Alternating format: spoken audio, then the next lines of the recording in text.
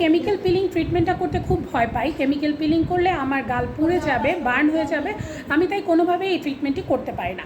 প্রথমে আপনাকে জানতে হবে এটি কি। কেমিক্যাল পিলিং ট্রিটমেন্ট মূলত এমন একটি ট্রিটমেন্ট যেটাতে আমরা বিভিন্ন রকমের কেমিক্যাল বা রাসায়নিক পদার্থ আপনার ত্বকের উপরে অ্যাপ্লাই করে থাকি। হতে পারে এটি আপনার মুখের ত্বক, হতে পারে হাতে, পায়ে বা শরীরের যে কোনো স্থানের ত্বক।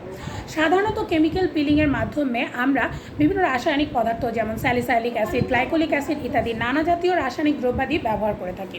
রোগীরা এসে বলেন এটা এমন কি বা প্রসিডিওর, আপনি জাস্ট কিছু জিনিস অ্যাপ্লাই করছেন, এটা তো খুব আমরা বাসাতেও করতে পারি। কখনোই এই ভুলটি করতে যাবেন না।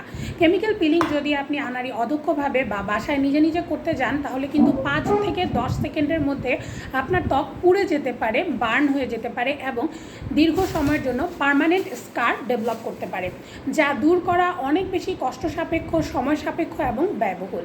তবে আপনি যদি একজন দক্ষ ডক্টরের কাছ থেকে কেমিক্যাল পিলিং নেন তাহলে আপনি ঠিক ক্লিনিকে বেডে বসেই 5 থেকে 10 সেকেন্ডের মধ্যেই কেমিক্যাল পিলিংয়ের যেই সুফল সেটা বুঝতে পারবেন এবং ক্লিনিক থেকে বাড়ি যাওয়ার সময় আপনি কেমিক্যাল পিলিং ফার্স্ট সেশন নেওয়ার যে উপকারিতা সেটা বুঝেই ক্লিনিক থেকে যেতে পারবেন।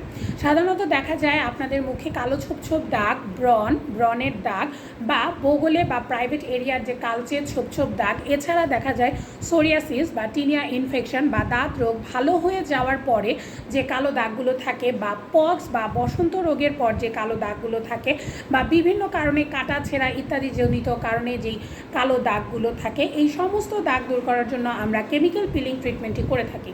এখন কথা হচ্ছে আমরা কোন অ্যাসিড কোন মাত্রায় কোন ক্ষেত্রে দিব, কতটুকু সময় ধরে রাখবো, কত কনসেন্ট্রেশনে দিব, কোন পেশেন্টকে কিভাবে দিব, এগুলো সব কিছু কিন্তু আমরা রোগীর সাথে কথা বলে এক এক রোগীর ক্ষেত্রে এক একভাবে ডিসাইড করে থাকি। এটা কারোর জন্য ফিক্স কোনো সময় নির্ধারিত না। তাই এটি যদি আপনি না জেনে না বুঝে বাসায় নিজে নিজে চেষ্টা করেন বা কোনো আনারি অদক্ষ হাতে চেষ্টা করেন তাহলে কিন্তু আপনার ত্বক পুড়ে যাওয়া এবং পার্মানেন্টলি স্কার ডেভেলপ করা অর্থাৎ দীর্ঘ সময়ের জন্য দাগ হওয়ার মতো সমস্যা হতে পারে। যারা যারা এই ট্রিটমেন্ট নিতে চান তারা যোগাযোগ করবেন আমাদের সাথে। আমরা খুবই এক্সপার্ট হ্যান্ডে আপনাদেরকে এই ট্রিটমেন্টগুলো প্রোভাইড করে থাকি। ধন্যবাদ ভিডিওটি দেখার জন্য।